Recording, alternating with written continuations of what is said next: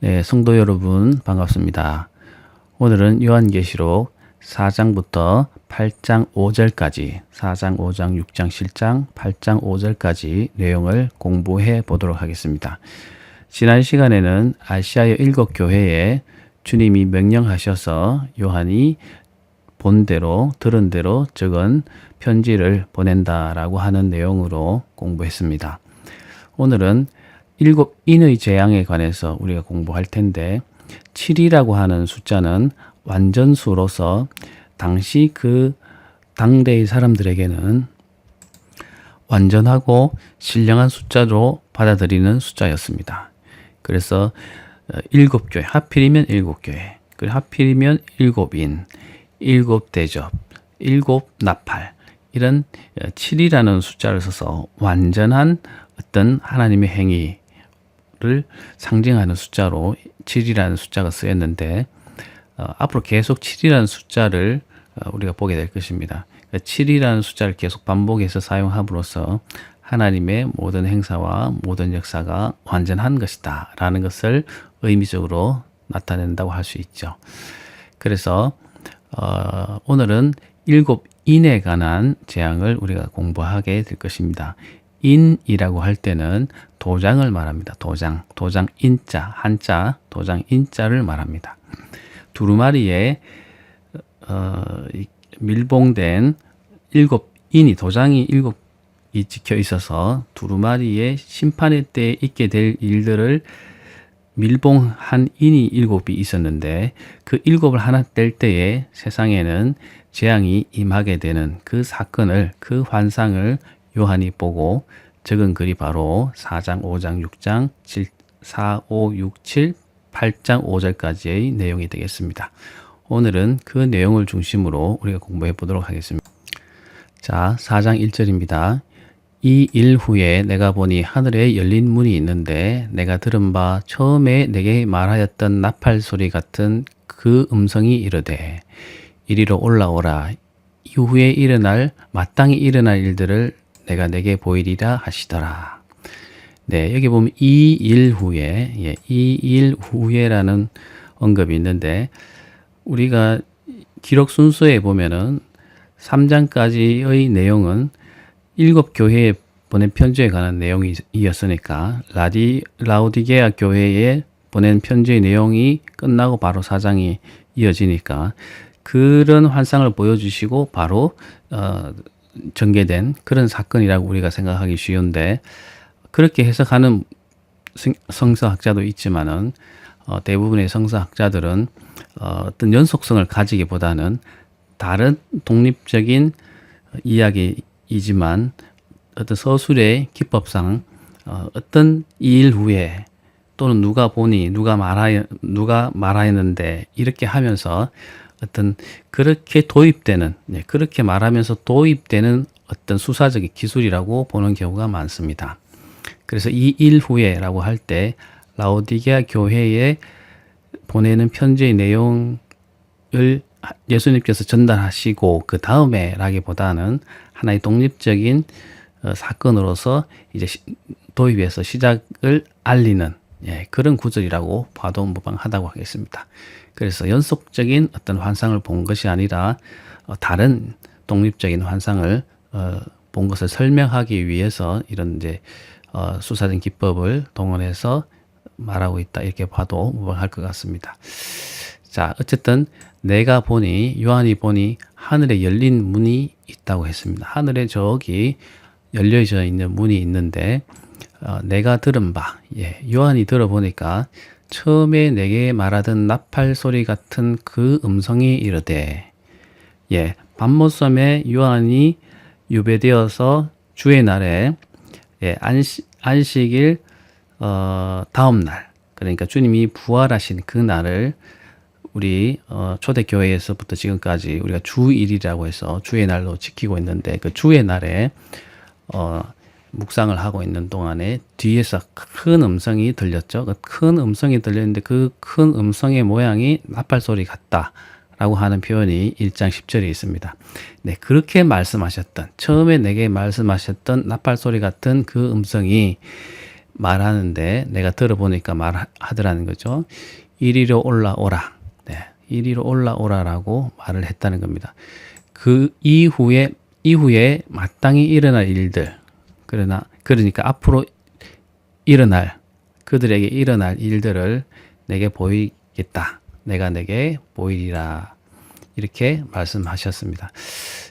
그 음성의 주인은 바로 예수님이시죠.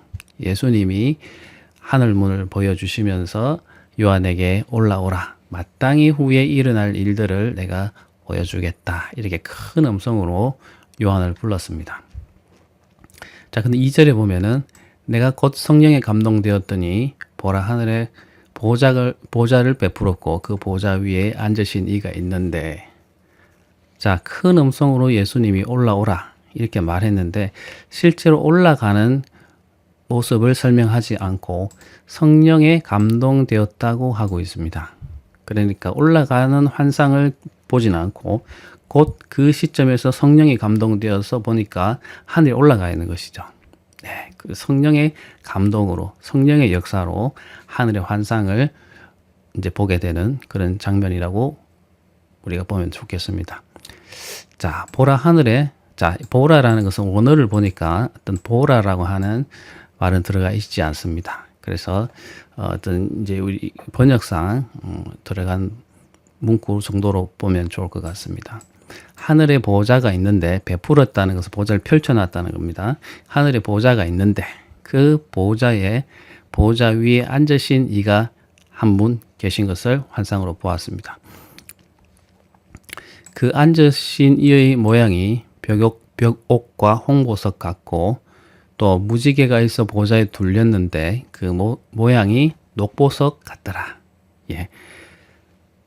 하늘의 보좌 환상을 보는 장면이거든요. 하늘에 큰 보좌가 하나 있는데 그 보좌에 앉으신 이가 있다는 겁니다. 하나님이 앉으신 보좌에 앉으신 모양을 지금 표현하고 있는데 하나님 어떤 모습을 하고 계시는가 하는 것에 대해서는 구체적으로 언급하지는 않고 있습니다. 그런데 그 보이는 외형적인 모양새가 어떤 보석, 벽옥이나 홍보석 같은 보석은 지금의 어떤 그런 글귀로 가지고는 어떤 보석인지 정확하게 특정하기는 어렵습니다. 그래서 벽옥이나 홍보석, 번역을 우리가 이렇게 해놨지만 원래 지칭하는 그 보석은 어떤 건지 우리가 모르기 때문에 아무튼 어떤 그런 보석처럼 빛나고 영광스러운 그런 모양이었다고 우리가 볼 수 있겠죠. 그래서 모양은 그 외형적인 모양은 그러했고 무지개 같은, 여기는 무지개라고 말하고 있지만은 무지개가 약간 퉁명스럽게 이렇게 나타나는 그런 장면인데 성경에서 무지개가 나타나는 부분은 거의 없거든요. 그래서 무지개라고 하기보다는 무지개가 실제로 어떤 그런 모습으로 있었다기보다는 하나님의 영광이 무지개처럼 그렇게 찬란하게 그렇게 둘려있는 그런 모습이지 않을까 그렇게 생각하면 좋을 것 같습니다. 그래서 무지개가 둘렸는데 그 모양이 녹보석처럼, 녹보석 어떤 보석인지 잘 모르겠습니다. 그 녹보석처럼 휘황찬란하게 그렇게 영광스러운 그런 모습이, 영광이 그 보좌에 둘려있던 그런 모습이었다 이렇게 묘사하고 있습니다. 자, 또 그 보좌에 둘려 24보좌들이 있고 그 보좌들 위에 24장로들이 흰옷을 입고 머리에 금관을 쓰고 앉았더라. 자, 보좌가 하나 있었는데 그 보좌에는 하나님이 계셨고 그 보좌 둘레에는 24개의 보좌들이 그 보좌를 둘러싸고 있었는데 그 보좌들 위에는 24명의 장로들이 흰 옷을 입고 머리에는 금으로 된 왕관을 쓰고 앉아 있는 모습을 보게 되었다는 것입니다. 자, 가운데는 하나님이 있는 보좌가 있고 그 둘레에는 24개의 보좌가 있었는데 그 보좌들의 위에는 24명의 장로들이 흰옷을 입고 머리에 금관을 쓰고 앉아 있었다라는 환상을 보고 있습니다. 그런데 이제 이 성경학자들은 이 왜 장로들을 24명이라고 표현했느냐로 가지고 여러 해석을 하고 있습니다. 가장 유력한 해석은 의미적으로 구약의 12지파와 신약의 12사도들을 그 신약과 구약을 대표하는 그런 지도자들로서 24명의 장로들을 세운 것이 아니냐. 네. 의미적으로 그렇게 24라고 하는 숫자의 장로들을 의미적으로 앉힌 것이 아니냐. 그런 의미를 갖고 있지 않겠냐. 그렇게 보고 있는데 해석이 없기 때문에 이 본문에 해석이 없기 때문에 어떤 내용이 정확한 것인지는 사실 알 수가 없죠. 아무튼 큰 보좌가 있는데 그 중앙에 보좌가 있고 24개의 보좌들이 있었는데 24 장로들이 흰옷과 금관을 쓰고 앉아 있었던 그런 모양을 서술하고 있습니다. 자, 이것은 성령이 감동이 되어서 사도 요한이 본 지금 장면을 적고 있는 것이죠. 자, 5절 보시면 보좌로부터, 중앙에 있는 보좌로부터 번개와 음성과 우레 소리가 나고 보좌 앞에 켠 등불 7이 있으니 이는 하나님의 7영이라. 보좌로부터 번개는 빛이, 밝은 빛이 순간적으로 번쩍이는 것을 번개를 말하고, 천둥은 그 빛과 더불어서 나는 큰 소리를 말하죠. 우리가 천둥과 번개라고 얘기할 때, 천둥과 번개가 칠 때 빛은 번개이고 소리는 천둥이죠. 여기 보면 우레 소리라고 나는 표현되어 있는 것은 천둥이 되겠습니다. 그리고 음성이라고 할 때는 하나님의 큰 소리, 음성을 말하는 것이죠. 그래서 번개와 하나님께서 말씀하시는데 꼭 번개가 치고 큰 천둥이 소리가 들리고 큰 음성이 들리는 그런 모습으로 말씀하시는 그런 모양을 지금 적고 있는 것입니다. 그래서 보호자 앞에는 7개의 켠 등불이 있었다고 합니다. 하나님이 앉으신 그 보호자 앞에는 7개의 켠 등불이 있었는데 의미적으로 볼 때는 하나님의 7영, 하나님의 7영이라고 할 때 정확한 의미는 우리가 좀 이해할 수는 없습니다. 물론 선지서에 보면은 하나님의 7영에 관한 어떤 기록이 있긴 하지만은 여기서 똑같은 동일한 7영을 말하는지 우리가 알 수는 없습니다. 그러나 일반적으로 성경학자들은 성령을 의미한다. 하나님의 영인 성령을 의미한다라고 일반적으로 보기도 합니다. 그러나 이건 정확한 해석이라고 할 수는 없고 어쨌든 대부분 성경학자들이 그런 식으로 해석을 하고 있다는 정도는 참고로 했으면 좋겠습니다. 자, 6절. 보좌 앞에 수정과 같은 유리바다가 있고 보좌 가운데와 보좌 주위에 4생물이 있는데 앞뒤에 눈들이 가득하더라. 네. 자, 하나님의 보좌가 있고 24개의 보좌가 둘러싸고 있었습니다. 그리고 그 보좌 앞에 수정과 같은 수정처럼 맑고 투명하고 찬란한 그런 모양이 있는 유리바다, 유리로 된 바다가 펼쳐져 있다는 것이고, 그래서 그 유리 바다가 앞에 펼쳐져 있는 가운데 그 하나님이 앉은 보좌 가운데, 그리고 하나님이 가운데라고 얘기할 때 원어적으로는 딱 그 가운데가 아니고 앞에, 근처에 이런 뜻입니다. 그래서 하나님이 계신 그 보좌 근처에, 그러니까 앞이 되겠죠. 그 앞에는 앞과 그 보좌 주변에 4생물이 있었다고 하고 있습니다. 4생물이 보였는데 그 4생물의 앞뒤에 눈들이 가득하더라. 앞뒤라고 할 때 앞으로 보이는 앞에서 봐도 그렇고 뒤에서 봐도 눈들이 그 곳곳에 가득 그렇게 들어있는 그런 모양이었다고 하고 있습니다.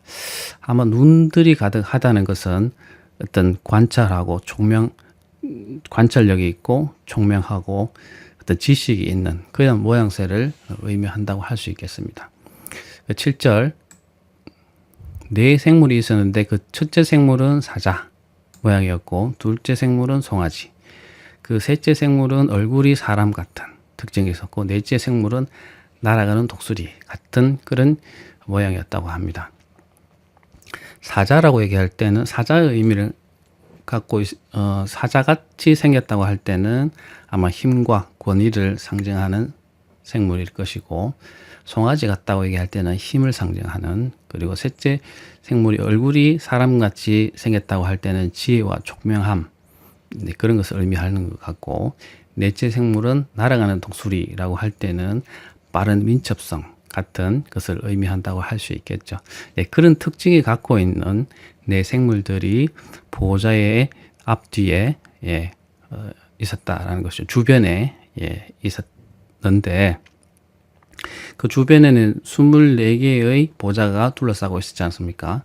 아마 그 사이에, 그 24장로와 보좌 사이에 네 생물이 둘러싸고 있었던 것으로 볼 수 있습니다. 자, 8절 보면 그 네 생물은 각각 6날개를 가졌고 그 안과 주위에는 눈들이 가득하더라.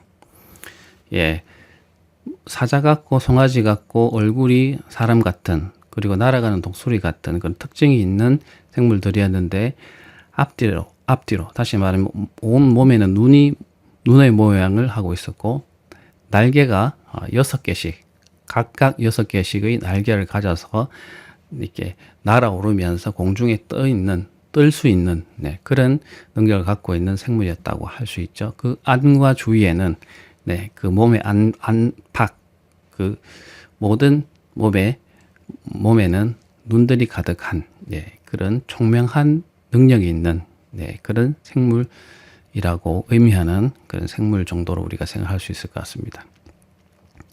자, 그런데 그 생물들이 하는 역할은 쉬지 않고 말하고 있죠. 거룩하다, 거룩하다, 거룩하다. 주 하나님 곧 전능하신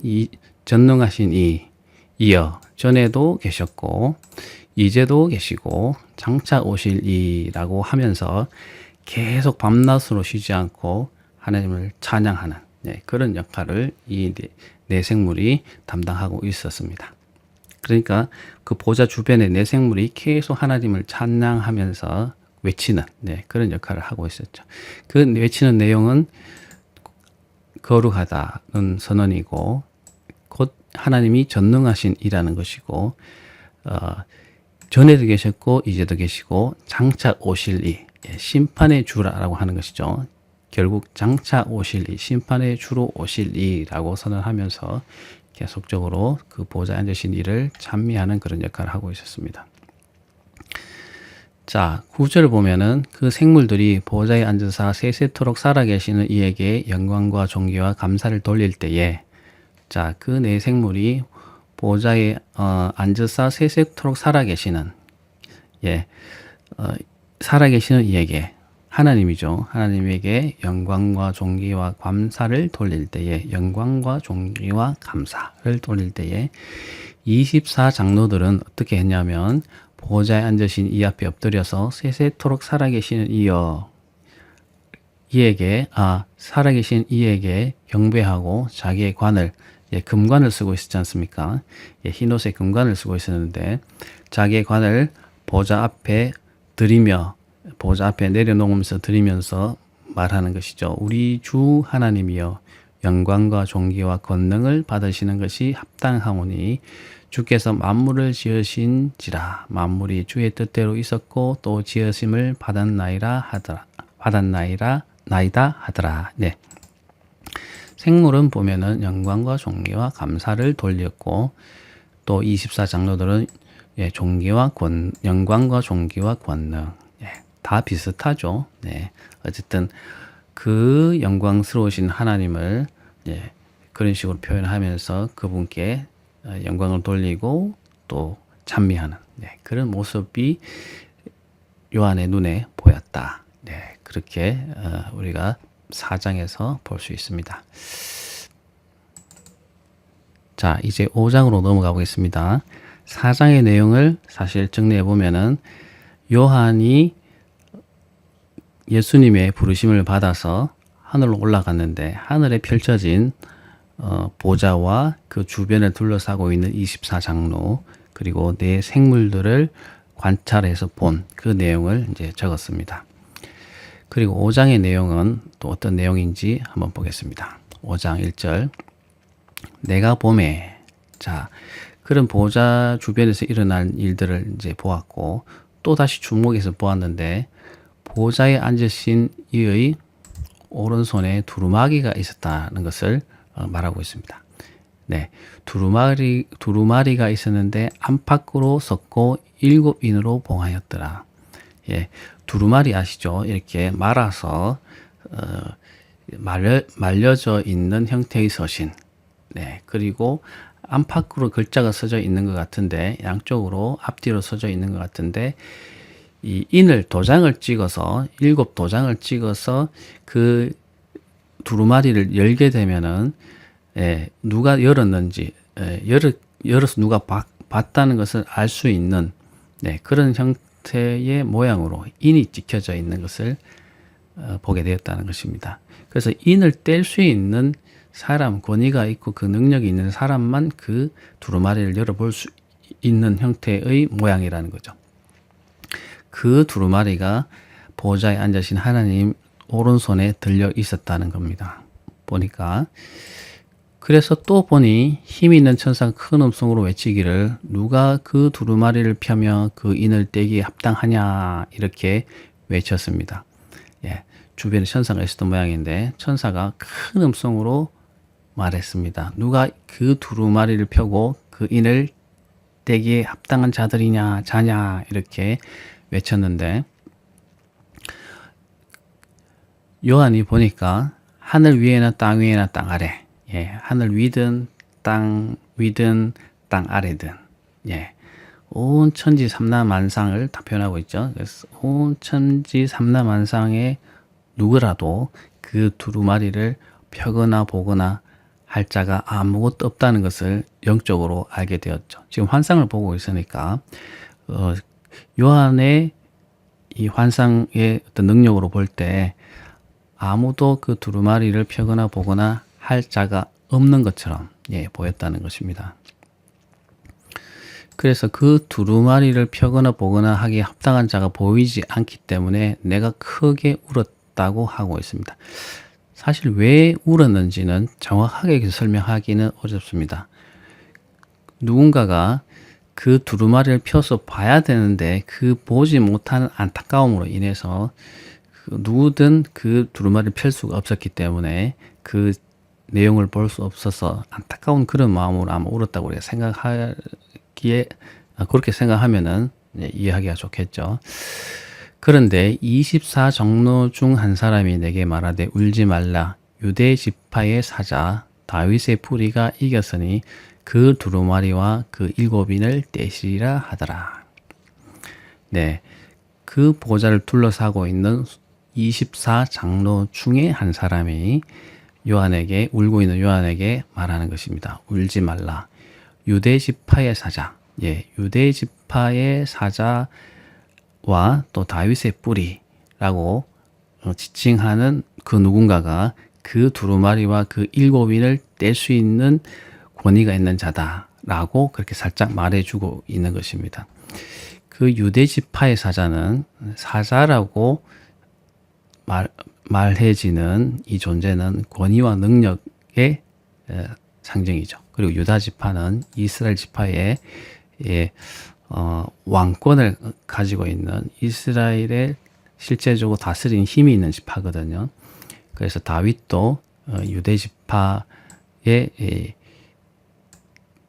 지파의 어떤 왕으로 대표적인 왕으로 볼 수가 있는데 이 유대 지파의 사자이기도 하고 다윗의 뿌리인 그가 이겼으니 그 두루마리와 그 7을 뗄 수 있다 이렇게 살짝 말해주고 있습니다. 다윗의 뿌리에서 난 자손을 말하죠. 예수님은 다윗의 족보에서 난 육체적으로는 다윗의 후손으로 나셨기 때문에 유대 지파의 사자이시며 다윗의 뿌리로 볼 수가 있는 것입니다. 그래서 유대 지파의 사자요 다윗의 뿌리인 그가 이겼으니 그 두루마리와 그 7인을 떼실 것이다. 이렇게 장로 중에 한 사람이 요한에게 울지 말라고 하면서 말해주고 있습니다. 자, 또 요한이 눈을 들어 보니 내가 또 보니, 이제 보니 이렇게 연결되면서 이것이 어떤 연속적인 쭉 사건으로 일어나는 것이 아니라 요한이 영적인 지금 감동에 의해서 어떤 환상을 보고 있는 것이기 때문에 어떤 장면이 연결되지는 않지만 주목해서 볼 때 보이는 지금 환상을 커트마다 지금 언급하고 있는 것이죠. 그 6절에 보면은 이제 다시 주목해서 봤다는 것이죠. 보니 보좌와 내 생물과 장로들 사이에, 순서가 보좌, 생물, 장로들 사이 이런 식으로 언급되고 있는 거 봐서 보좌가 하나 있었고 하나님 계신 보좌가 하나 있었고 그 다음에 내 생물이 그 바깥을 싸고 있었고 그리고 그 바깥에는 24 장로들이 싸고 있었죠. 그 숫자적으로 볼 때도 하나, 넷, 24 이런 식으로 배치가 돼야지 안정적이죠. 장로들이 24 장로들이 싸고 있고 또 밖에 내 생물이 있다고 할 땐 약간 불안정한 그런 숫자의 느낌을 주죠. 그래서 우리가 생물이 보좌와 그 장로들 사이에 있었다고 보는 것이 좀 합리적일 것 같습니다. 아무튼 그 보좌와 내 생물과 장로들 사이에 한 어린 양이 서 있는데 일찍이 죽임을 당한 것 같더라. 네.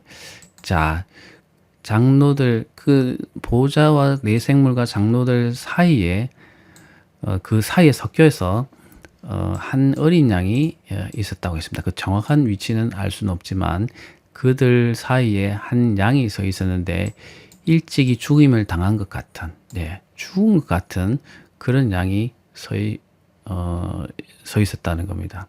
양이 보였는데 그에게는 7뿔, 예, 죽은 것 같았던 그런 느낌도 있었고 그 다음에 7뿔도 있었고 7눈이 있었다고 하고 있습니다. 예, 뿔은 권위의 상징인데 7개가 있으니까 완전 수를 갖고 있으니까 완전한 권위를 갖고 있는, 예, 그런 모양이고 7눈은 총명을 말하기 때문에 권위와 총명을 말하기 때문에 모든 지혜와 총명, 완전한 지혜와 총명을 갖고 있는 분이라고 우리가 볼 수 있죠. 그리고 이 눈들은 온 땅에 보내심을 받은 하나님의 7 영이더라. 네. 근데 이 7 눈이 의미하는 것은 또 7 영. 이것이 환상이기 때문에 이것이 논리적으로 눈인데 어떻게 그것이 영이냐 이렇게 의문을 가질 수도 있죠. 그런데 이건 환상이기 때문에 그 자체로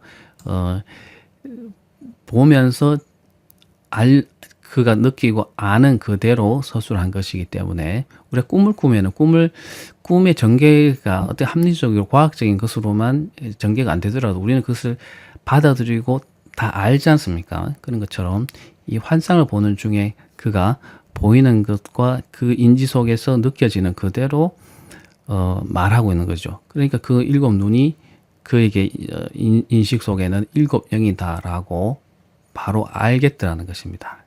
그래서 하나님의 7 영. 아까 보니까 그 보좌 앞에는 7 촛대가 있었는데 그 7개의 그 불이 있었죠. 그 7 영이라고 했죠. 그 성령을 의미하는 7 영이라고 했는데 여기도 마찬가지로 그 하나님의 그 눈들은 7 영을 의미한다. 이런 식으로 말하고 있습니다. 성령이죠. 성령이라고 볼 수 있죠. 네, 그래서 7 뿔과 7 눈을 갖고 있는 죽임을 당한 것 같은 어린 양이 서 있었다는 것입니다. 그 어린 양이 나와서 보좌에 앉으신 이의 오른손에서 두루마리를 취하시니, 자, 그 두루마리를 아무도 그 인을 제거하고 펼 수 없을 것 같은 그런 상황이어서 요한이 울기도 했는데, 이제 다시 눈을 들어보니 그 어린 양이 나와서 하나님의 오른손에 있는 두루마리를 취하셔서 그것을 펴려고 하는 그런 모습이 이제 보였던 것입니다. 8절에 보면 그 두루마리를 취하심에 네 생물과 24 장로들이 그 어린 양 앞에 엎드려, 자, 두루마리를 취하는 그 순간에 네 생물과 24 장로들, 예, 그 사이에 어린 양이 있었는데 네 생물과 24 장로들이 그런 순간에 그 어린 양 앞에 엎드려서 검은고, 악기죠. 예, 찬미할 수 있는 악기와 향이 가득한 금 대접, 예, 금 대접을 가지고 그 앞에 엎드렸다는 것입니다. 그전에는 검은고도 없었고 대접이 없었는데 갑자기 검은고와 대접이 지금 보이고 있는 거죠. 그전에 만약에 있었다고 하면은 설명을 했을 텐데 지금 여기서 비로소 검은고와 금 대접이 나타나는 것을 보면은 이것은 환상이기 때문에 그전에는 없었는데 그 순간에 두루마리를 취하시는 그 순간에 네 생물과 24장로들이 검은고를 가지고 금 대접을 향이 가득한 향이 막 이렇게 올라오는 금 대접을 가지고 앞에 엎드리는 그런 모습을 보게 됐다는 거죠. 그런데 설명하기를 이 향은 성도들의 기도들, 성도들의 기도를 그 어린 양 앞에 드리는 그런 장면을 이제 여기서 환상으로 보는 것이죠. 그러니까 찬양하고 기도를 올려드리는 그런 장면을 볼 수 있습니다. 물론 여기에 성도의 기도들이라고 해서 그 양의 많고 적음을 여기서 말하는 것이 아니라 반드시 그 어린 양이 성도들의 기도를 들으신다라는 의미로 우리가 이해해야 될 것 같습니다.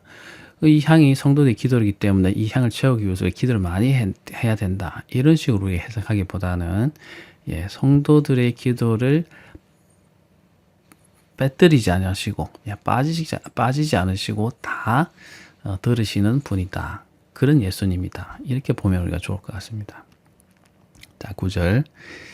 그들이 새 노래를 불러 이르되 두루마리를 가지시고 그 인봉을 떼기에 합당하시도다. 일찍이 죽음을 당하사 각 족속과 방언과 나라와 백성과 나라 가운데서 사람들을 피로 사서 하나님께 드리시고. 자, 네 생물과 24장로들이 검은고와 금대접을 가지고 경배하면서 노래를 부르는데 어떻게 노래를 부르냐? 두루마리를 가지시고 그 인봉을 떼기에 합당하시도다. 누가 이 두루마리를 취해서 보겠느냐라고 했을 때, 이 어린 양 대신 예수님께서 오셔서 그것을 취할 때에 그들이 찬미하죠. 두루마리를 가지시고 그 인봉을 떼기에 합당하시다. 이렇게 찬미하면서 일찍이 죽임을 당하사, 예수님께서 2000년 전에 오셔서 죄인들을 위하여 십자가를 지셔서 죽으신 그 사건을 말하죠. 인류의 죄를 위해서 믿는 자들에게 구원을 베푸시기 위해서 죽임을 당하신 그 사건을 말하면서 각 족속, 족속, 방언, 백성, 나라. 자, 어떻게 보면 이게 다 비슷한 말입니다. 족속이라는 것은 이 혈통적으로 인류학적으로 다른 혈통을 갖고 있는 인류들. 물론 다를 수 있죠. 다 다른 혈통을 갖고 있으니까 그런 모든 이 혈통이 다른 모든 사람들 또는 방언이라고 할 때는 다른 말을 쓰는 모든 사람들, 세상의 모든 다른 말을 쓰지만 그 모든 사람들 이런 뜻이고, 어떤 백성과 나라라고 할 때는 모든 어떤 나라에 소속된 백성들, 그리고 또 이 세상의 모든 나라. 그래서 각 족속과 방언과 백성과 나라라고 할 때는 모든 인류를 다 말하죠. 그 가운데서 사람들을 피로 사서 하나님께 드리시고, 그 모든 사람들 중에서 예수님께서 흘리신 그 피로 그 사람들 가운데서 일부를 사서 하나님께 드리시고 하나님께 바쳤다는 거죠. 그 희생의 피로 그들로 우리 하나님 앞에서 나라와 제사장을 삼으셨으니 그들이 땅에서 왕노릇 하리로다 하더라. 자, 각 족속과 방언과 백성과 나라 가운데서 사람들을, 그 중에 일부의 사람들을 피로 사서 하나님께 드리시고 그 부르신 자들로 하여금 하나님 앞에서 그의 하나님의 나라를 삼으시고, 그리고 제사장을 삼으셨다. 하나님과 더 가까이 하나님을 만날 수 있는 구약의 그 사람들이 제사장이었거든요. 그래서 나라와 제사장을 삼았다라고 하는 것은 하나님의 소유를 삼으실 뿐만 아니라 하나님과 가까이 접할 수 있는 그런 사람들로 삼으셨다라는 어떤 의미가 되겠죠. 그래서 그들이 땅에서 왕노릇 하리로다. 이렇게 찬양하고 있는 것입니다. 그래서 예수님께서 십자가에 죽으시고 부활하심으로 그 은혜로 말미암아서 부르신 자들을 하나님이 나라와 제사장을 삼으셨다. 그것을 그 행위 자체를 하나님의 인간 구원의 그 행위 자체를 찬미하는 그런 찬양을 드리더라 하는 것을 지금 보고 지금 적은 것이죠. 자, 11절 보시면 자, 또 내가 보고 들으매. 자, 또 장면이 이제 또 바뀌어서 보고 들었다는 것입니다. 또 들었는데 보좌와 생물들과 장로들을 둘러선 많은 천사의 음성이 있으니 그 수가 만만이요 전천이라. 자, 또 보고 들었다. 또 이제 한번 딱 커트가 바뀌어서 장면이 바뀌었을 때 보니까 하나님이 계시는 보좌와 생물들과 장로들을 둘러싸고 있는 많은 천사들이 또 보였다는 것입니다. 그때까지만 해도 천사들이 보이지 않았는데 또 보니까 그 24장로들 바깥에 둘러싸고 있는 많은 천사들의 음성이 들렸다는 것입니다. 보였다는 것입니다. 그 수가 천사가 있었는데 그 수가 천천만만으로 셀 수가 없는 많은 천사들이 그 장로들 24장로들의 그 바깥에 둘러싸여져 있는 모습을 갑자기 보게 됩니다. 그런데 그 천사들이 큰 음성으로 말했는데 자, 또 어떻게 말했냐면 죽음을 당하신 어린 양은 능력과 부와 지혜와 힘과 존귀와 영광과 찬송을 받으시기에 합당하더라 하더라. 그 수많은 천사들이 둘러싸서 큰 음성으로 찬미하는 내용은 죽임을 당하신 예수님은 능력과 부와 지혜와 힘과 존귀와 능력과 찬송을 받으시기에 합당하신 분이다. 이렇게 찬미하고 있습니다. 자, 그런 찬미하는 장면을 이제 설명하고 또 들어보니까 하늘 위에, 땅 위에, 땅 아래, 바다 위. 그러니까 표현은 좀 다르지만 하늘 위, 땅 위, 땅 아래, 바다. 우리가 볼 수 있는, 존재할 수 있는 모든 우주의 모든 처소에서 이 말이죠. 또 그 가운데 모든 피조물이 이르되 모든 피조물들이 창조된 피조물이 보호자에 앉으신 이와 어린 양에게 찬송과 존귀와 영광과 권능을 세세토록 돌릴지어다 하니. 자, 이 장면도 보면은 13절에 내가 또 들으니 라고 하고 있죠. 11절에 보면 내가 또 보고 들으매 라고 하고 있죠. 그러니까 이 장면이 연속적인 것이 아니고 장면이 착착 바뀌면서 또 보고 듣고 하는 그런 이 장면이 되겠습니다. 그러니까 11절은 수많은 천사의 음성이 찬미하는 어린 양을 찬미하는 그런 내용이었고 13절은 역시 마찬가지로 보호자에 앉으시니 하나님이죠. 어린 양에게 찬미를 올리는 그런 장면의 소리를 듣게 되는 그죠. 이건 뭐냐면 모든 피조물, 우주에 있는 모든 피조물들이 하나님과 어린 양에게 찬미하는 것을 들었다고 하는 것이죠. 그러면서 내 생물이 그 찬미에 대해서 아멘하고 하다 하면서 장로들이 엎드려 경배하더라는 것을 본 거죠. 이해되시죠? 그래서 13절, 14절은 모든 피조물들이 하나님과 예수님을 찬미하고 장로들이 내 생물이 아멘 하고 하다하고 장로들은 엎드려 경배하는 그런 장면을 묘사하고 있습니다. 자, 조금 이해가 어려운가요? 그럼 다음으로 또 넘어가 보겠습니다. 자, 이제 6장으로 넘어가 보겠습니다. 6장은 5장까지의 내용은 뭡니까? 5장의 내용은 그 두루마리를 받아들게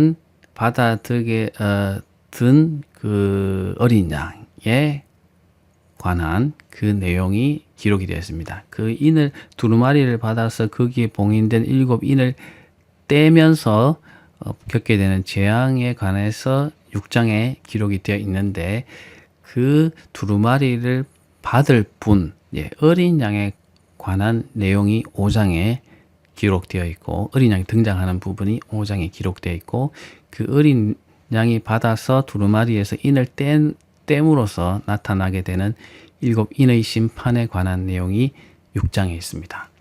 자, 우리가 6장을 보겠습니다. 그래서 7인을 이제 그 어린 양이 떼게 되시는데 그 뗄 때 어떤 일이 일어나게 되는가 하는 것을 우리가 봅니다. 자, 6절. 내가 보매. 자, 여기도 보면 좀 내가 보매라고 앞에서 5장까지의 그 내용, 내생물과 또 장로들, 또 그리고 우주의 모든 피조물들이 하나님을 찬미하는 그런 내용들을 봤죠. 그리고 또 이렇게 보니까 장면이 또 바뀌어서 어린 양이 7인 중에 하나를 떼시게 되는데 비로소 7인 중에 이제 하나를 떼게 되는 그런 장면으로 넘어가게 됩니다. 그 7인 중에 하나를 떼시는데 자, 7 중에 하나를 뗐습니다. 그때에 내가 들으니 내 생물 중에 하나가 우레소리 같이 말하되 오라 하기로. 자, 한 인을 뗐는데 내 생물 중에 하나가 큰 소리, 우레소리 천둥 소리죠. 우레소리 같이 말하되 오라 라고 그렇게 외쳤습니다. 그러니 2절에 보면 흰 말이 있는데 그 탄 자가 흰 말, 백말을 탄 자가 활을 가졌고 면류관을 받고 나아가서 이기고 또 이기려고 하더라. 네. 그 이단의 교주들이 보면 흰말을 많이 타죠. 네, 흰말을 타는 이유가 여기에 6장 2절에 있는 흰말을 타고 나타난 자가 여기서 언급되는 이것을 재현하기 위해서 그렇게 타는데 첫째 인을 뗐을 때 흰말을 탄 자가 활을 가졌다는 것은 어떤 이 정복을 할 수 있는 능력과 권위와 이 무력을 가졌다는 것이고 면류관을 받고 갔다라는 것은 어떤 그런 권위를 받고서 그 어린 보좌에 계신 분 또는 어린 양의 권위를 받고 나아가서 이기려고 또 이기고 이기려고 하는 그런 능력을 가지고 출발하는 그런 장면이 보여지는 것입니다. 사실 흰 말을 타고 있는 이 자가 어떤 그 땅에서 일을 했는지는 여기서 언급되고 있지 않는데 아무튼 7인 중에 하나를 뗄 때 정복하고 승리하려고 하는 그런 능력을 가진 흰말을 탄 자가 나타나서 면류관을 받고 세상 가운데 나아갔다. 네, 이렇게 볼 수 있는 것이죠. 그리고 보면 둘째 인을 뗄 때는 둘째 생물이 말하되 오라 하니 자, 첫째 인을 뗄 때는 네 생물 중에 하나가 말했는데 여기는 보면 둘째 생물이 말했다고 하죠. 첫째 생물은 사자고 둘째 생물은 송아지 같고 셋째 생물은 사람의 얼굴 모양을 닮았고 넷째는 날아가는 독수리 같이 그렇게 생긴 날개가 6개 달린 생물이 넷 있었지 않습니까? 근데 첫째 인을 뗄 때는 그 네 생물 중에 하나가 소리를 내서 오라라고 했고 둘째 인을 뗄 때는 둘째 생물이 오라라고 말하고 있죠. 둘째 생물이 말하는데 송아지 같이 생긴 생물이 오라라고 했다고 하고 있습니다.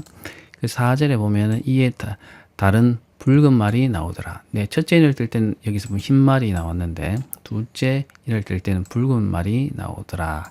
그 탄자가 허락을 받아 땅에서 화평을 제하여 버리며 서로 죽이게 하고 또 큰 칼을 받았더라. 네.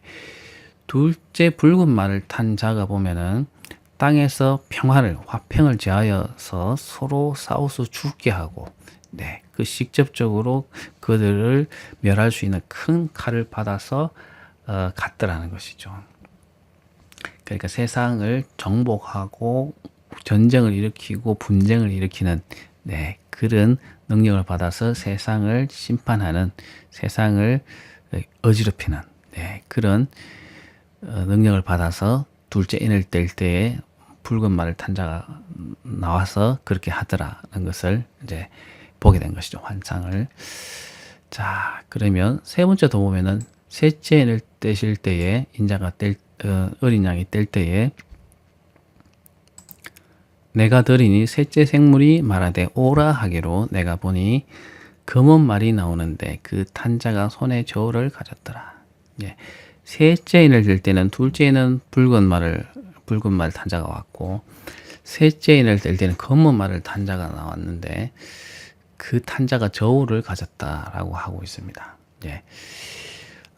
그 검은 말을 탄 자가 무슨 말을 했냐면은 내가 네 생물 사이로부터 나는 듯한 음성을 들으니 예, 네 생물 사이에 로부터 나는 듯한 음성. 그러니까 네 생물들 사이에 아마 어린 양이 계셨기 때문에 어린 양이 말씀하시거나 내지는 보좌에 앉으신 하나님이 말씀하시는 정도로 우리가 이해하면 좋을 것 같습니다. 음성을 들었는데 한 데나리온의 밀 한 되요 한 데나리온의 보리석 되로다. 또 감람류와 포도주는 해치지 말라. 요런 말씀을 하시더라는 거죠. 검은 말은 어떤 말라서 허약하고 유약한 그런 이제 어떤 느낌을 주거든요. 그래서 그 검은 말을 탄 자에게 저울을 갖고 있는 자에게 어린 양이 하는 말씀이 한 데나리온의 밀 한 대를 주고 한 데나리온의 보리를 주면 석 대를 주라라고 그렇게 말씀하시는 걸로 봐서 그 당시에 이 요한계시록이 기록될 당시에는 한 데나리온은 성인 남자 성인 한 명이 하루 일 했을 때 받는 품삯이거든요. 그래서 한 데나리온의 밀 한 대라고 얘기할 때 그 당시 시세로는 12배 내지 16배, 대략적으로 10배가 넘는 정도의 밀을 받을 수 있는데 그것의 12분의 1 내지는 16분의 1 정도 되는 양의 밀이나 보리 정도만 받을 수 있도록 그렇게 말하는 걸로 봤을 때는 그 당시에 어떤 기근이 들었을 때 성에서는 그 양식을 구할 수 없는 서민들에게 양식을 배급할 때에 최소로 그 양을 줄여서 돈을 받고 양식을 배급하거나 파는 그런 제도를 시행했습니다. 그래서 지금 이 상황은 검은 말을 갖고 있는 저울들을 든 자에게 말해서 세상 가운데서 흉년이 들게 하고 먹을 것을 없게 해서 굉장히 먹을 것이 부족해서 어려움을 겪게 하는 그런 시험을 그런 재앙을 내리도록 지금 명령하고 계신 것이죠. 그런데 제한이 있습니다.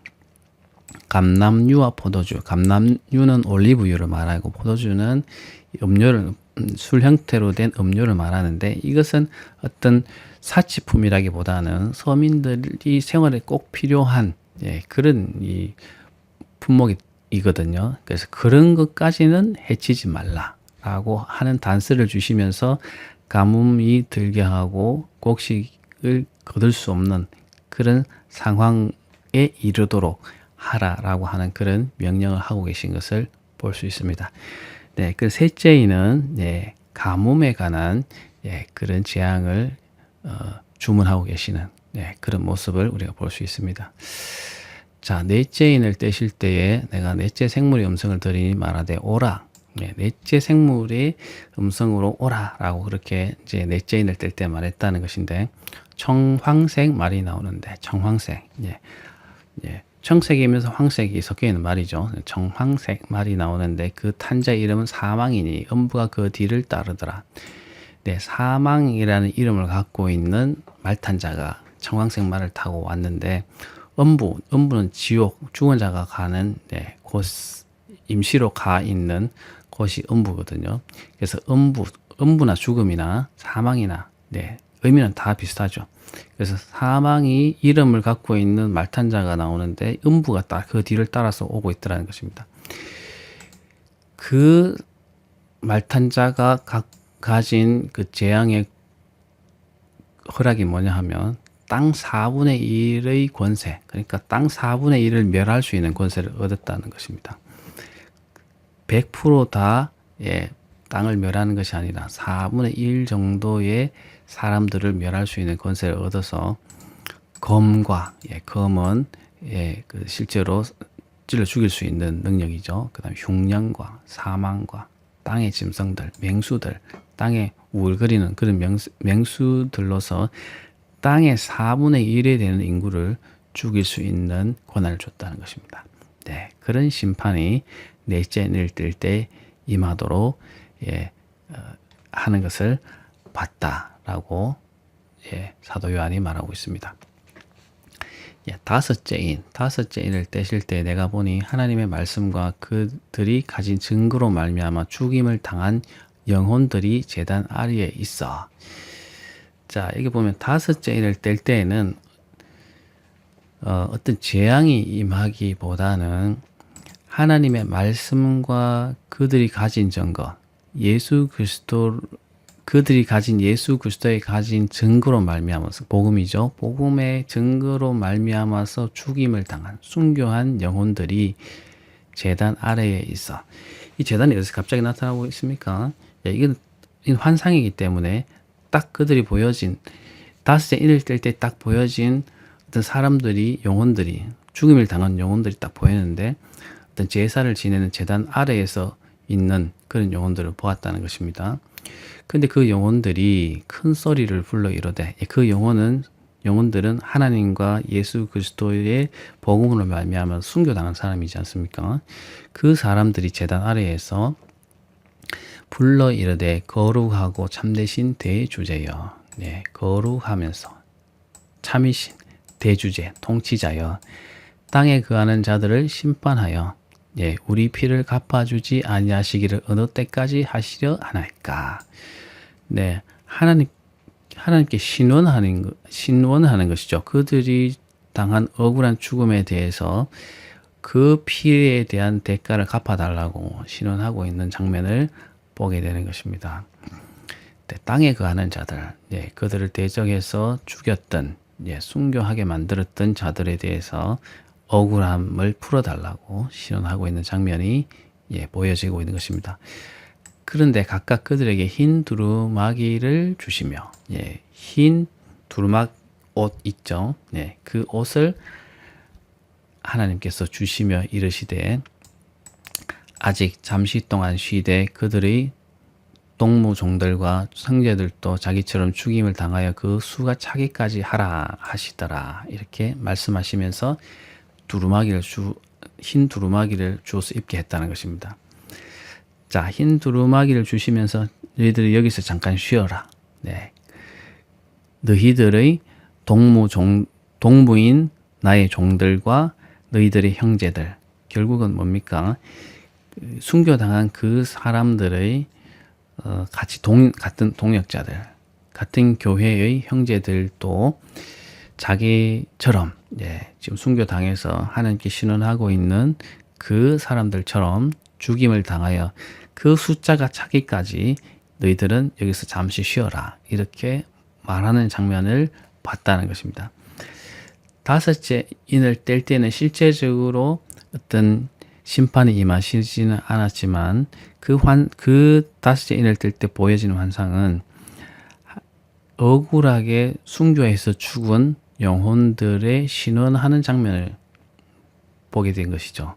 네, 그래서 잠시 동안 너희들이 여기서 흰 두루마기를 입고 위로를 받으며 여기서 쉬는데 앞으로 더 많은 순교자들이 나와서 그 숫자가 어느 정도 이르기까지 심판을 멈추고 있겠지만 결국 심판하실 것이다 라는 것을 알려주시면서 위로하시는 장면이 다섯째 인을 뗄 때에 보여지더라는 것입니다. 자, 여섯째 인을 뗄 때 어떤 장면이 보였는가 보겠습니다. 여섯째 인을 뗄 때 큰 지진이 나며 해가 검은 털로 짠 상복같이 검어지고 달은 온통 피같이 되며 여섯째 인을 떼실 때에는 지금까지 그 전에 인을 뗄 때에 나타난 재앙들과는 전혀 차원이 다른 재앙이 임하고 있는 것을 볼 수 있습니다. 자, 큰 지진, 큰 지진이 일어나고 또 해가 검은 털로 짠 상복같이 검어지고 달은 피같이 온통 뻘겋게 됐다는 것이죠. 자, 이런 전체에 나타날 전체의 이변이 나타나는 그런 큰 규모의 이변들이 나타나고 있는 것을 볼 수 있습니다. 땅이 흔들린다는 거죠. 큰 지진이 난다는 것은 땅이 요동치면서 땅이 흔들리고, 우리 태양계의 가장 큰 태양인 해가 검은 색으로 변하고 빛을 잃는 것이죠. 그런 다른 핏빛처럼 되어서 전체가 이 재앙을 맞게 되는 그런 장면을 묘사하고 있습니다. 그리고 하늘의 별들은 또 어떻게 되냐면, 무화과가 대풍에 흔들려 설익은 열매가 떨어지는 것 같이 땅에 떨어진다고 하고 있습니다. 무수한 별들이 실제 떨어져서 우리 지구와 박으면은 사실 그 별이 지구가 더 크니까 우리가 우주학적으로 보면은 그거는 사실 불가능한 일이지만, 이건 환상을 보고 있으니까 하늘의 별들이 무수히 떨어져서 땅에 박히는 그런 전체의 변화들이 있을 것이다 라는 것을 지금 환상으로 보고 있는 것이죠. 또 하늘은 두루마리가 말리는 것 같이, 이 두루마리를 이렇게 말아놓은 문서가 한쪽으로 탁 놓으면 툭 말려서 이렇게 다시 원래대로 돌아가는 그런 모습을 이렇게 표현하고 있는 것이죠. 그래서 두루마리가 말리는 것 같이 하늘이 쭉 말려버리고, 산과 섬이 제자리에서 옮겨짐에 그 위치를 잃어버리고 멋대로 옮겨갈 정도로 이 전체와 이 지구의 그런 지형 변화들이 있게 되는 것이죠. 그리고 땅의 임금들과 왕족들과 장군들과 부자들과 강한 자들과 모든 종과 자유인이, 보면은 땅의 모든 권력 있는 자들이든 부유한 자들이든 능력 있는 자들이든 부자들이든 강한 자들이든 모든 종, 약한 자들이든 자유인이든 모든 사람들이 굴과 산의 바위 틈에 숨어서 말하되, 산들과 바위에게 말하되. 이런 사람들은 다 주님을 알지 못하는, 하나님을 알지 못하는 자들이죠. 산과 바위들에게 말하되, 우리 위에 떨어져 보좌에 앉으신 이의 얼굴에서와 그 어린 양의 진노에서 우리를 가리라. 산과 바위에게 말하되, 우리 위에 떨어져서 우리가 죽더라도 보호자에 앉으신 결국 하나님의 얼굴과 그 어린 양의 진노에서 우리를 가려달라. 우리가 죽더라도 그분들로부터 우리를 가려달라라고 말도 되지 않는 주문할 정도로 그 두려움이 대단할 것을 환상으로 지금 보고 있습니다. 그들의 진노의 큰 날이 이르시니 누가 능히 서리요 하더라. 진노의 날, 그 심판의 날이 이르렀으니 누가 그 앞에 서서 그 심판을 넘어가겠는가, 이렇게 말하고 있죠. 엄청난 두려움이 음습하는 마지막 심판이 일곱째 인을 뗄 때에 임하는 환상을 요한이 보고 있는 것입니다. 자, 이제 7장으로 한번 넘어가 보겠습니다. 7장과 8장 5절까지가 이제 마지막 이야기인데, 7장의 이야기는 지금 우리가 6장까지는 6장에서는 첫 번째인, 두 번째인, 세 번째인, 네 번째인, 다섯 번째인, 여섯 번째인, 7인 중에 여섯 번째인을 뗐습니다. 그런데 7장의 내용은 7째 인을 8장 1절, 2절, 3절, 4절, 5절에서 7째 인을 떼게 되는 이야기가 나오는데, 그 사이에 삽입되어진 이야기입니다. 그러니까 쭉 연속적으로 7째 인을 떼는 장면을 설명하지 않고 7째 인을 떼기 전에 이 장면이 삽입된 장이 바로 7장이 되겠습니다. 삽입된 내용입니다.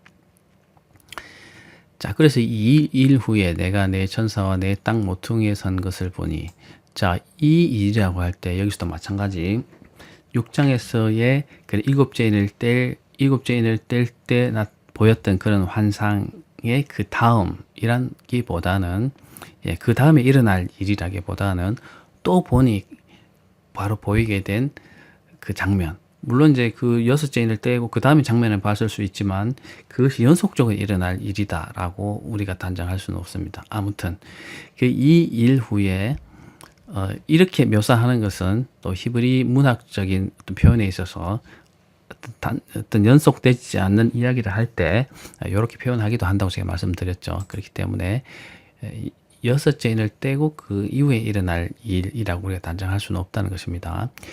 그래서 내가 네 천사가 땅 네 모퉁이에 선 것을 보니 땅의 사방의 바람을 붙잡아 바람으로 하여금 땅에나 바다에나 각종 나무에 불지 못하게 하더라. 예, 땅의 네 모퉁이, 땅이 우리의 지구는 둥그니까 둥근데 어떻게 땅에 네 모퉁이가 있느냐?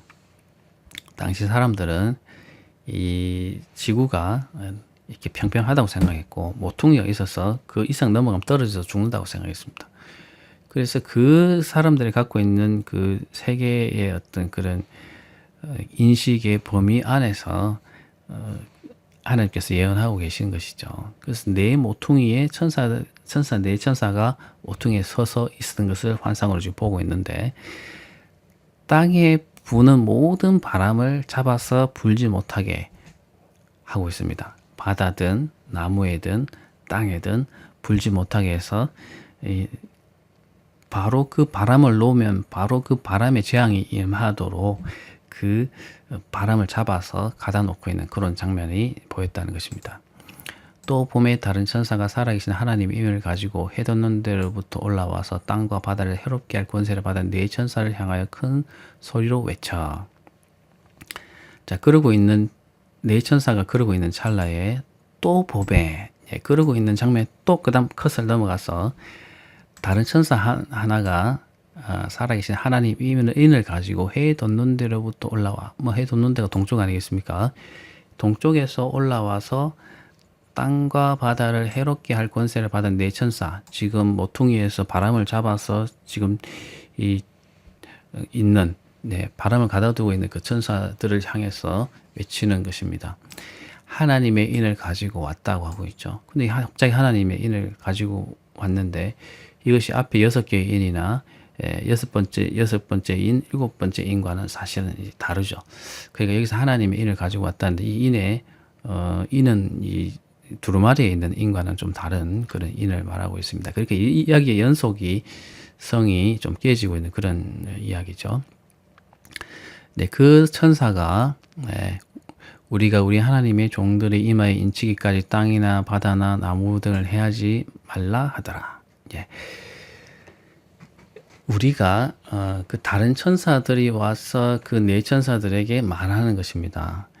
우리가 우리 하나님의 종들, 그 땅에 있는 그 재앙을 일으킬 그 땅에서 있는 하나님의 종들의 이마에 인을 쳐서 도장을 다 쳐서 그것이 그 사람들이 하나님의 소유다라는 소유의 인을 다 치기까지는 땅이든 바다든 나무든 그 바람을 불어서 재앙을 일으키는 그 재앙을 일으키지 말고 가만히 있으라라고 그렇게 주문하고 있는 것입니다. 그래서 그 하나님의 종들의 이마에 인치는 그 사건이 있겠다라는 것이죠. 그래서 내가 인침을 받은 자의 수를 들으니 이스라엘 자손의 각 지파 중에서 인침을 받은 자들이 14만 4천이니 그럼 인친다고 했는데 그 인치는 자가 몇 명이다라고 하는 것을 슬쩍 들었다는 것이죠. 들어보니까 이스라엘 각 지파 12지파가 있는데 12지파 중에서 인침을 받은 자들이 총 해서 14만 4천인데 자기가 이제 환상으로 들었다는 것이죠. 14만 4천인데 그 14만 4천의 수가 어떻게 되냐 하면은 유다 지파에 인침을 받은 자가 1만 2천, 루벤 지파 중에 1만 2천, 아셀 지파 중에 1만 2천, 갓 지파 중에 또 1만 2천, 납달리 지파 중에 1만 2천, 므낫세 지파 중에 1만 2천, 시몬 지파 중에 1만 2천, 레위 지파 중에 1만 2천, 이사갈 지파 중에 1만 2천, 스불론 지파 중에 1만 2천, 요셉 지파 중에 1만 2천, 베냐민 지파 중에 1만 2천. 이렇게 총 1만 2천 곱하기 12 하면은 14만 4천이 되거든요. 그러니까 이스라엘 12지파마다 1만 2천 명씩 인을 칠 때까지 그 재앙을 일으키지 말고 기다리라. 이렇게 주문하고 있는 것을 볼 수 있습니다.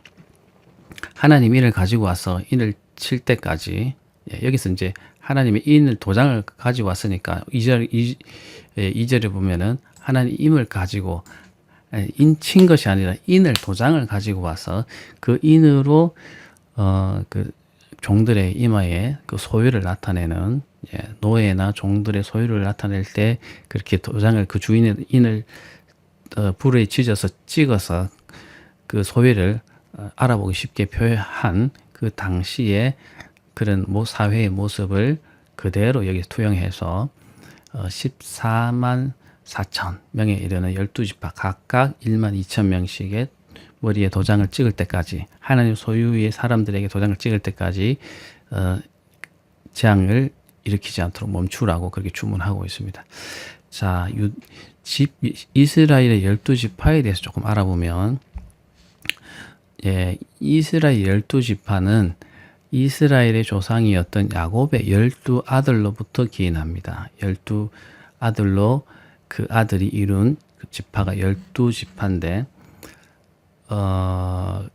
야곱에게는 4명의 아내가 있었고 2명의 아내와 두 첩에서 난 12명의 아들이 있었는데, 이 지금 언급되고 있는 이 지파의 특징을 보면은, 자, 요셉도 야곱의 아들인데, 요셉의 아들이 둘이 있었는데 므낫세와 에브라임입니다.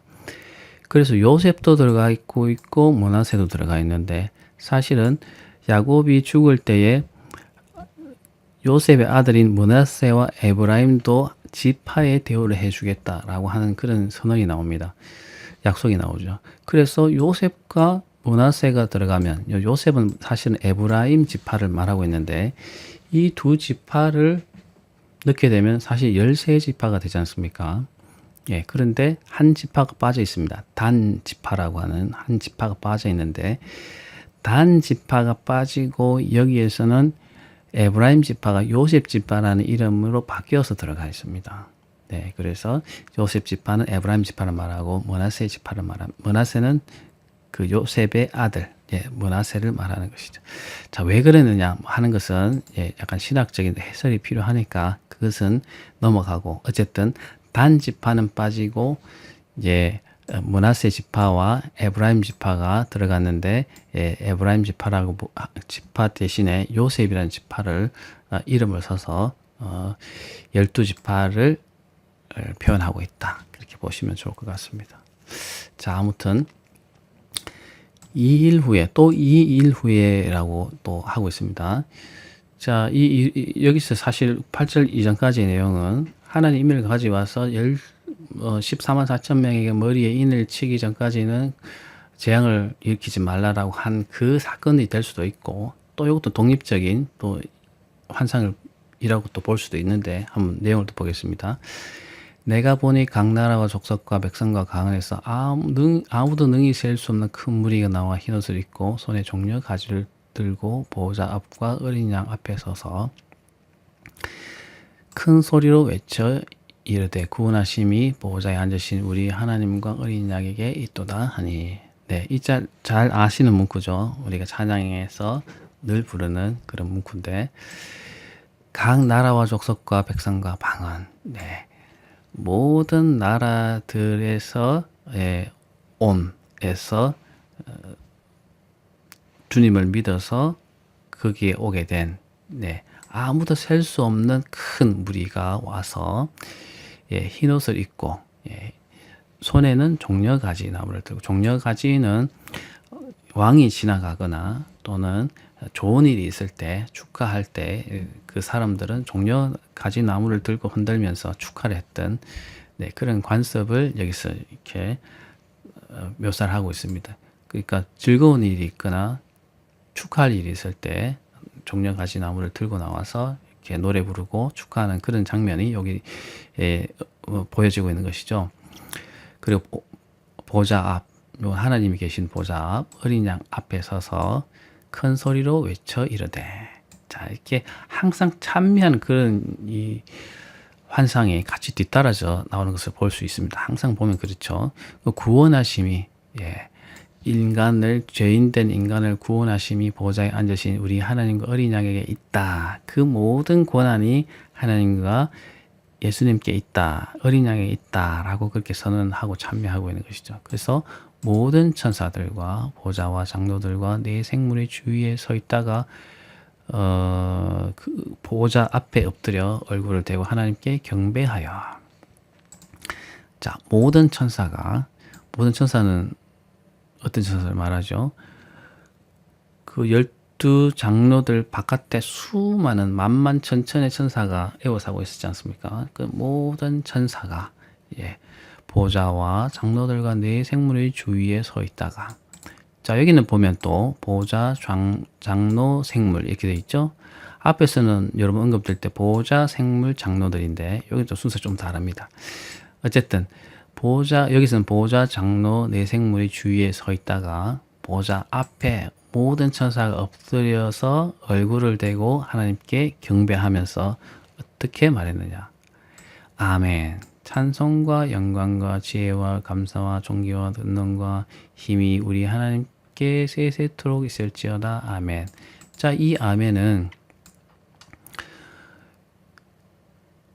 각 나라와 족속과 백성과 방언에서 그런 나라, 무수한 나라들 중에서 하나님 예수 그리스도를 믿어 하나님께 나온 사람들이 흰옷을 입고 종려 가지를 손에 들고 하나님과 어린 양 앞에 서서 외치는, 구원하심이 보좌에 앉으신 우리 하나님과 어린 양에게 있도다, 이런 찬미를 하니 모든 천사들이 화답하면서 아멘 하면서 찬송과 영광과 지혜와 감사와 존귀와 권능과 힘이, 능력이 우리 하나님께 세세토록 있을지어다. 아멘 하면서 화답하는 그런 경배하는 장면이 지금 보이고 있는 것이죠. 네. 자, 이해되시죠? 자, 그래서 13절을 보겠습니다. 13절. 장로 중 하나가 응답하여. 자, 이런 와중에 또 장로 중 하나가 응답하여 나에게 이르되 이 흰옷 입은 자들이 누구며 또 어디서 왔더냐. 자, 장로 중 하나가 요한에게 질문을 던집니다. 이 흰옷 입은 자들이 누구며 어디서 왔는지 너희가 아느냐? 그렇게 물으니까 당연히 요한은 모르죠. 내가 이르기를 내 주여 당신이 아시나이다 하니, 자기는 모르니까 그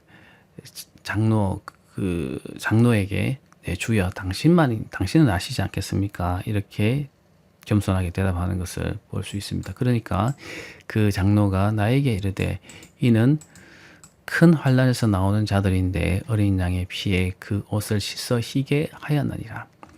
자, 앞에 보면은 각 나라와 족속과 백성과 방언에서 능히 셀 수 없는 큰 무리가 나왔는데 이 사람들의 정체가 사실 잘 모르죠.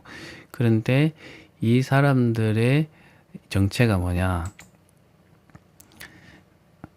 그가 나에게 큰 환란에서 나오는 자들이라고 하면서 어린 양의 피에 그 옷을 씻어 희게 하였느니라. 이제 흰 옷을 입고 왔으니까 그 흰 옷이 왜 어떻게 희게 되었느냐? 네, 환란을 받고 나온 자들인데 어린 양의 피에 그 죄를 어린 양의 피에 씻어서 죄를 사함받은 그런 자들이라는 것이죠. 그런데 여기 보면 환란에서 나온 자들. 이 환란이 어떤 환란인지는 좀 구체적이지 않습니다. 이게 말세에 있게 될 환란을 말하는 건지, 그 전에 그들이 죽기 전에 받았던 그런 환란들인지, 어떤 환란인지 정확하지는 않습니다만은 아마 이것은 마지막 때에 있게 될 그런 환란들이지 않을까 정도로 우리가 좀 받아들이면 무난할 것 같습니다. 그 환란을 이기는 자들, 복음 가운데서 그들을 신앙을 지키고 어린 양의 피에 그 옷을 씻어 깨끗하게 해서 구원을 받은 자들이라는 것이죠. 그러므로 그들이 하나님의 보좌 앞에 있고 또 그의 성전에서 밤낮 하나님을 섬김에 보좌에 앉으신 이가 그들 위에 장막을 지시리니. 자, 그들이 환란에서 나온 자들인데 그들이 신앙을 굳건하게 지켰기 때문에 하나님 보좌 앞에 그들이 하나님 보좌 앞에 있고 하나님 보좌 앞에 그들이 머물러 있었다는 거죠. 이건 환상이니까 네, 그렇게 보였다는 것입니다. 하나님 앞에 그들이 머물러 있는 것이 보였고 그의 성전, 예, 성전에서 이 성전은 또 어떤 성전인지 모릅니다. 그러나 환상을 볼 때 갑자기 그들에게 머무른 곳이 성전으로 보였고 밤낮 하나님을 섬기면서 찬미하는 그런 모습으로 보였다는 것이죠.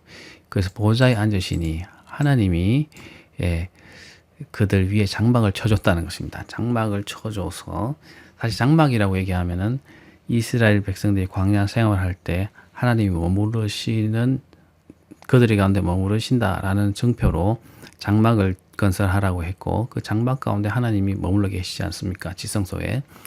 마치 그런 것처럼 예, 그들을 보호해 주면서도 그들과 함께 머무를 수 있는 예, 그런 장막을 하나님께서 쳐주신다 하는 그런 이미지로 예, 여기서 이제 나타나시고 있습니다. 그들에게 장막을 치리니 그들이 다시는 줄이지도 아니하고 목마르지도 아니하고 해나 아무 뜨거운 기운에 상하지도 아니하리니. 그렇죠. 마치 광야에서 목도 마르고 해도 뜨거워서 예, 힘들고 기운도 상하는 그런 모든 해함으로부터 예, 보호받는 완전히 보호받는 그런 모습을 지금 말하고 있습니다. 이게 환상이니까요. 이는 보호자 가운데 계신 어린 양이 그들의 목자가 되사 생명수 샘으로 인도하시고 하나님께서 그들의 눈에서 모든 눈물을 씻어 주실 것입니다. 네. 이런 환상을 이제 봤다는 것입니다. 자, 이게 7장의 내용입니다. 다시 말하면 일곱째 인을 떼기 전에 삽입된 장이 7장의 내용인데 7장 내용을 다시 한번 좀 보면은 바람으로 세상에 재앙을 일으킬 천사들이 대기를 하고 있었는데 하나님 이를 가지고 온 몇몇의 천사가 하나님의 종들의 이마에 인치기까지는 그렇게 재앙을 일으키지 말라라고 하면서 12지파에 각 1만 2천 명씩 14만 4천 명의 머리에 인을 치기 전까지는 그런 재앙들이 일어나지 않을 것을 지금 환상으로 보여주셨고 그러니까 그 종들의 머리에 인치기까지 아직은 시간이 남아 있다는 것이죠. 자, 그리고 9절부터 12절까지는 그 흰옷을 이제 입고 있는 큰 무리가 나와서 하나님과 어린 양에 대해서 찬송하고 또 장로들과 생물들 그리고 천사가 또 화답하면서 찬미하는 그런 내용이 좀 언급되어 있습니다. 그런데 그 흰옷을 입은 사람들의 정체가 누구냐 하는 것에 대해서 13절부터 17절까지 잠깐 설명하고 있는 것을 볼 수 있습니다. 자, 이제 마지막 8장 1절부터 5절까지를 보겠습니다. 자, 이제 드디어 일곱째 인을 떼시게 되는데 일곱째 인을 떼실 때에 하늘이 반 시간쯤 고요하더니 자, 반 시간쯤 고요했다고 하는 것은 반 시간 정확한 어떤 시간인지 모르지만 그 당시의 시간으로 한 시간의 어떤 그 단위에서 한 반 시간쯤 고요했다고 하고 있습니다. 어떤 사건이 크게 일어나기 전에 뭔가 더 조용하게 느껴지지 않습니까? 그런 느낌처럼 하늘이 반 시간쯤 고요하다가 갑자기 하나님 앞에 7 천사가 서 있는 모습이 보이게 되고 7 나팔을 받은 그런 장면이 보이게 됩니다. 그때 7 천사가 있는데 또 다른 천사가 와서 제단 곁에 서서 금 향로를 가지고 많은 향을 받아 가지고 있었는데 그 향로에는 많은 향이 들어있다는 얘기죠. 이는 모든 성도의 기도와 합해서 보좌 앞 금 제단에 드리고자 함이라. 네. 많은 향을 갖고 있었는데 그것이 아마 성도들의 기도의 어떤 모습으로 묘사되고 있는 것 같습니다. 그래서 성도의 기도를 보좌 앞 금 제단에 드리면서 천사가 와서 금 향로를 성도의 기도라고 볼 수 있는 그 향을 금제단 앞에 드리는 그런 장면이 보여지고 있습니다. 그 향연, 그 연기가, 향의 연기가 성도의 기도와 함께, 성도의 기도죠, 사실은. 성도의 기도와 함께 천사의 손으로부터 하나님 앞으로 올라가는지라. 네, 그 기도가 하나님 앞으로 올라가도록 천사가 이렇게 내밀어서 이렇게 올라가도록 하는 장면을 지금 환상으로 보고 있습니다.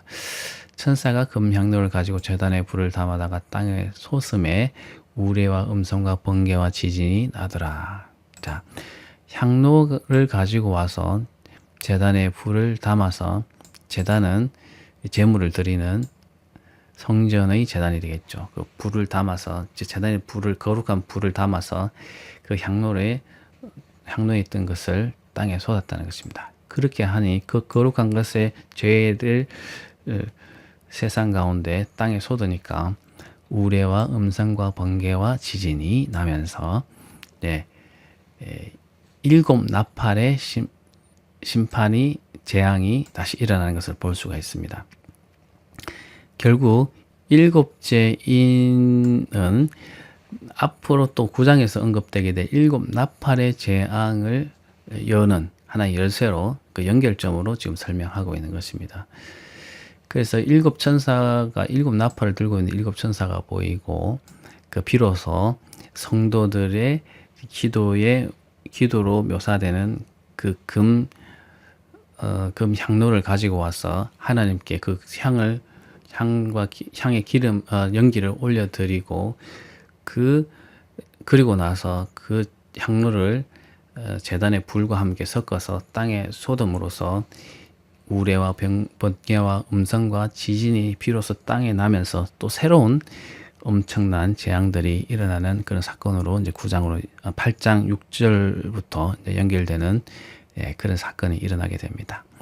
자, 그래서 일곱째는 일곱 나팔의 재앙의 어떤 시작점으로 볼 수가 있는 것입니다. 자, 그러면 또 다음 시간에 8장 6절부터 보도록 하겠습니다.